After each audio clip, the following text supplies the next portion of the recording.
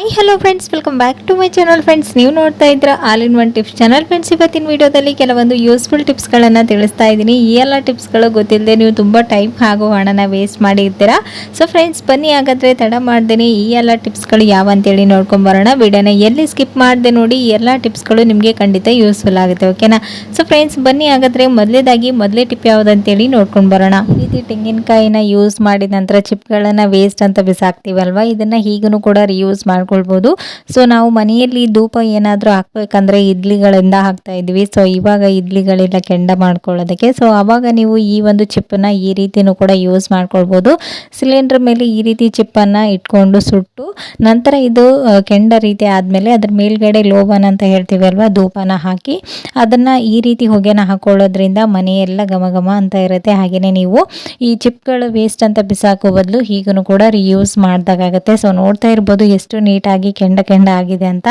So ನೀವು ಮನೆಯಲ್ಲಿ ಏನು ಮಾಡಬೇಕು, ಈ ರೀತಿ ಧೂಪನ ಹಾಕಬೇಕಾದ್ರೆ ಸೊ ವೇಸ್ಟ್ ಅಂತ ಬಿಸಾಕೋ ವಸ್ತುಗಳಿಂದ ನೀವು ಹೀಗೂ ಕೂಡ ರಿಯೂಸ್ ಮಾಡ್ಕೊಂಡು ನೋಡಿ, ಓಕೆನಾ? ಸೊ ನೆಕ್ಸ್ಟ್ ಟಿಪ್ ಬಂದು ಇಲ್ಲಿ ನೋಡ್ತಾ ಇರ್ಬೋದು, ಈ ರೀತಿ ತುರಿಯೋ ಮಣೆಗಳು ಹೊಸದಾಗಿ ತಂದಾಗ ನೀಟಾಗಿ ಶಾರ್ಪ್ ಆಗ್ತಾ ಇರುತ್ತೆ. ನಾವು ಡೈಲಿ ಕೊಬ್ಬರಿ ಆಗಿರ್ಬೋದು, ತರಕಾರಿ ಆಗಿರ್ಬೋದು, ಏನಾದರೂ ತುರಿತಾ ಇದ್ದಾಗ ಇದು ಶಾರ್ಪ್ನೆಸ್ ಹಾಳಾಗ್ಬಿಡುತ್ತೆ. ಸೊ ಇದನ್ನ ಹೇಗೆ ಶಾರ್ಪ್ ಮಾಡ್ಕೊಳ್ಳೋದು ಅಂತೇಳಿ ತೋರಿಸ್ತಾ ಇದ್ದೀನಿ. ನೋಡ್ತಾ ಇದ್ರೆ ಈ ರೀತಿ 2 ರೂಪೀಸ್ ಇಲ್ಲ 1 ರೂಪೀಸ್ ಕಾಯಿನ್ ಅನ್ನ ತಗೊಂಡು ಇದ್ರ ಮೇಲ್ಗಡೆ ಈ ರೀತಿ ಮೂವ್ ಮಾಡ್ತಾ ಬಂದ್ರೆ ಇದು ಮಂಡಾಗಿರುವಂತ ಬ್ಲೇಡ್ಗಳೆಲ್ಲ ನೀಟಾಗಿ ಮತ್ತೆ ಹೊಸರಂತೆ ಶಾರ್ಪ್ ಆಗುತ್ತೆ.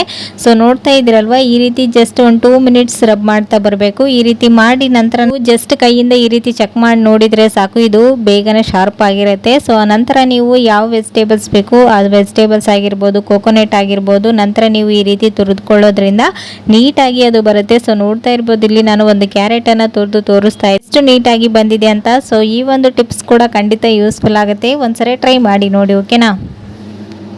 ಸೊ ನೆಕ್ಸ್ಟ್ ಟಿಪ್ ಬಂದು ಇಲ್ಲಿ ನೋಡ್ತಾ ಇರ್ಬೋದು, ಈ ರೀತಿ ಬಾಕ್ಸ್ಗಳಲ್ಲಿ ನಾವು ಅಕ್ಕಿನ ಸ್ಟೋರ್ ಮಾಡ್ತೀವಿ. ಇವಾಗ ಸ್ವಲ್ಪ ಕೂಲ್ ವೆದರ್ ಇರೋದ್ರಿಂದ ಅಕ್ಕಿನ ಈ ರೀತಿ ಬಾಕ್ಸಲ್ಲಿ ಮುಚ್ಚಿ ಇಟ್ಬಿಟ್ಟಾಗ ಇದರಲ್ಲಿ ಜಿರಳೆಗಳು ಸೇರ್ಕೊಳ್ಳೋದು ಅಥವಾ ಹುಳುಗಳೆಲ್ಲ ಸೇರ್ಕೊಳ್ತಾ ಇರುತ್ತೆ. ಸೊ ಅವಾಗ ಆ ರೀತಿ ಆಗಬಾರ್ದು ಅಂತಂದರೆ ಇದರಲ್ಲಿ 4 ಈ ರೀತಿ ಬ್ಯಾಡಗಿ ಮೆಣಸಿನ್ಕಾಯಿನ ಅಕ್ಕಿ ಒಳಗಡೆ ಮುಳುಗಿಸಿ ಇಡೋದ್ರಿಂದ ಇದರ ಹತ್ರನೂ ಕೂಡ ಯಾವುದೇ ಜಿರಳೆ ಆಗಿರ್ಬೋದು ಅಥವಾ ಹುಳು ನುಸಿ ಉಂಡೆ ಕಟ್ಟೋದು ಆ ರೀತಿ ಏನೂ ಆಗೋದಿಲ್ಲ. ಸೊ ನೀವು ಆರಾಮಾಗಿ ಈ ಒಂದು ಬಾಕ್ಸನ್ನು ಕ್ಲೋಸ್ ಮಾಡಿ ಇಡ್ಬೋದು. ಸೊ ಇದು 6 ಮಂತ್ ಆದ್ರೂ ಫ್ರೆಶ್ ಆಗಿ ಚೆನ್ನಾಗಿರುತ್ತೆ, ಒಂದ್ಸರಿ ಟ್ರೈ ಮಾಡಿ ನೋಡಿ, ಓಕೆನಾ?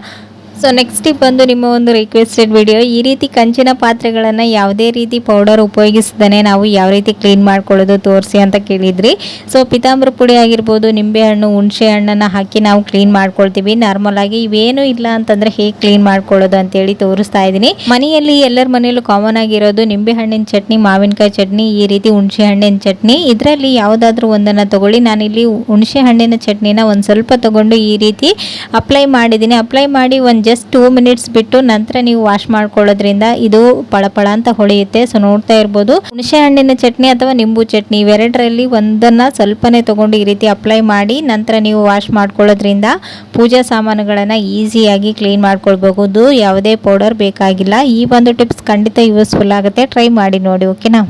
ಸೊ ನೆಕ್ಸ್ಟ್ ಟಿಪ್ ಬಂದು ಇಲ್ಲಿ ನೋಡ್ತಾ ಇರ್ಬೋದು, ಬೆಲ್ಲನ ಪುಡಿ ಮಾಡ್ಕೊಳ್ಬೇಕಂದ್ರೆ ನಾವು ಇದನ್ನು ಕುಟ್ಟಿ ಇದನ್ನು ಮಿಕ್ಸಿ ಜಾರ್ಗೆ ಹಾಕಿ ಆ ರೀತಿ ಪೌಡರ್ ಮಾಡ್ಕೊಳ್ತೀವಿ. ಬೇಗನೆ ಪೌಡರ್ ಮಾಡ್ಕೊಳ್ಬೇಕಂದ್ರೆ ಇದು ಬರ್ತಾ ಇರಲ್ಲ. ಈ ರೀತಿ ಉಂಡೆ ಬೆಲ್ಲಗಳು ಸ್ವಲ್ಪ ಗಟ್ಟಿನೇ ಇರೋದ್ರಿಂದ ಒಂದು ಸ್ವಲ್ಪ ಕಷ್ಟ ಆಗುತ್ತೆ. ಸೊ ಆವಾಗ ನೀವು ಇದನ್ನು ಯಾವ ರೀತಿ ನೀಟಾಗಿ ಪೌಡರ್ ಮಾಡ್ಕೊಳ್ಳೋದು, ಉಂಡೆ ಏನಾದರೂ ಮಾಡ್ಕೊಳ್ಬೇಕಾದ್ರೆ ಅಂತೇಳಿ ತೋರಿಸ್ತಾ ಇದ್ದೀನಿ. ಸೊ ಇಲ್ಲಿ ನೋಡ್ತಾ ಇದ್ರಲ್ವಾ, ವಿಡಿಯೋದಲ್ಲಿ ತೋರಿಸಿದಾಗೇ ಒಂದು ಪಾತ್ರೆಯಲ್ಲಿ ನೀರನ್ನು ಕಾಯೋದಕ್ಕಿಟ್ಟು ಅದರ ಮೇಲೆ ಒಂದು ಈ ರೀತಿ ಪ್ಲೇಟನ್ನು ಇಟ್ಟು ಅದರ ಮೇಲ್ಗಡೆ ಈ ಬೆಲ್ಲನ ಇಡೋದ್ರಿಂದ ಇದು ಹಬೆ ಒಂದು ಸ್ವಲ್ಪ ಸಾಫ್ಟ್ ಆಗುತ್ತೆ ಬೆಲ್ಲ. ನಂತರ ಒಂದು 2 ಮಿನಿಟ್ಸ್ ಬಿಟ್ಟು ನಂತರ ನೀವು ಇಲ್ಲಿ ತೋರಿಸಿದಾಗೇನೆ ಚಾಕಿನ ಸಹಾಯದಿಂದ ಈ ರೀತಿ ಕಟ್ ಮಾಡ್ತಾ ಬಂದ್ರೆ ನೀಟಾಗಿ ಕಟ್ ಆಗ್ತಾ ಇದೆ. ಸೊ ನೋಡ್ತಾ ಇರ್ಬೋದು, ಇದನ್ನ ಯಾವುದೇ ರೀತಿ ಕುಟ್ಟಿಲ್ಲ ಹಾಗೂ ಮಿಕ್ಸಿ ಜಾರ್ಗೂ ಕೂಡ ಹಾಕಿಲ್ಲ. ಈ ರೀತಿ ಮಾಡೋದ್ರಿಂದ ನೀವು ಈಸಿಯಾಗಿ ಬೆಲ್ಲನ ಪುಡಿ ಮಾಡ್ಕೊಳ್ಬಹುದು. ನಂತರ ನೀವು ಯಾವ ಉಂಡೆಗಳು ಬೇಕೋ ಆ ಉಂಡೆನ ಈಸಿಯಾಗಿ ಮಾಡ್ಕೊಳ್ಬಹುದು. ಬೆಲ್ಲ ಉಂಡೆ ಕಟ್ಟೋದಕ್ಕೂ ಬರುತ್ತೆ, ಎಷ್ಟು ಸಾಫ್ಟ್ ಆಗಿದೆ ನೋಡಿ. ಈ ರೀತಿ ನೀವು ಒಂದ್ಸರಿ ಟ್ರೈ ಮಾಡಿ ನೋಡಿ. ಇವಾಗ ಹಬ್ಬಗಳು ಬರ್ತಾ ಇದೆ, ಉಂಡೆಗಳು ಮಾಡ್ತಾ ಇದ್ರೆ ಈ ಒಂದು ಟಿಪ್ಸ್ ಖಂಡಿತ ಯೂಸ್ಫುಲ್ ಆಗುತ್ತೆ, ಟ್ರೈ ಮಾಡಿ ನೋಡಿ. ಸೊ ನೋಡ್ತಾ ಇರ್ಬೋದು ವಿಡಿಯೋದಲ್ಲಿ ಎಷ್ಟು ನೀಟಾಗಿ ಬೆಲ್ಲದ ಪುಡಿ ರೆಡಿ ಆಗಿದೆ ಅಂತೇಳಿ. ಈ ರೀತಿ ಮಾಡಿ ನೀವು ಹೇರ್ ಕಂಟೈನರ್ ಬಾಕ್ಸಲ್ಲಿ ಹಾಕಿ ಫ್ರಿಜ್ಜಲ್ಲಿ ಇಟ್ಕೊಂಡ್ರೆ ಇದು ಎಷ್ಟು ದಿನ ಆದ್ರೂ ಹೀಗೇನೆ ಪೌಡರ್ ತುಂಬಾನೇ ಚೆನ್ನಾಗಿರುತ್ತೆ. ಒಂದ್ಸರಿ ಟ್ರೈ ಮಾಡಿ ನೋಡಿ, ಓಕೆನಾ? ಸೊ ಫ್ರೆಂಡ್ಸ್, ನೋಡಿದ್ರಲ್ವಾ ಇವತ್ತಿನ ಈ ಎಲ್ಲ ಟಿಪ್ಸ್ಗಳು ನಿಮಗೂ ಕೂಡ ಖಂಡಿತ ಯೂಸ್ಫುಲ್ ಆಯ್ತು ಅಂತ ಅನ್ಕೊಂಡಿದ್ದೀನಿ. ಯೂಸ್ಫುಲ್ ಆದರೆ ಪ್ಲೀಸ್ ಒಂದು ಲೈಕ್ ಕೊಡೋದನ್ನು ಮರಿಬೇಡಿ. ಮತ್ತು ನಾಳೆ ಹೊಸ ಟಿಪ್ಸ್ಗಳೊಂದಿಗೆ ಮತ್ತೆ ನಿಮ್ಮನ್ನ ಮೀಟ್ ಮಾಡ್ತೀನಿ ಫ್ರೆಂಡ್ಸ್. ಅಲ್ಲಿವರೆಗೂ ಟೇಕ್ ಕೇರ್, ಬಾಯ್.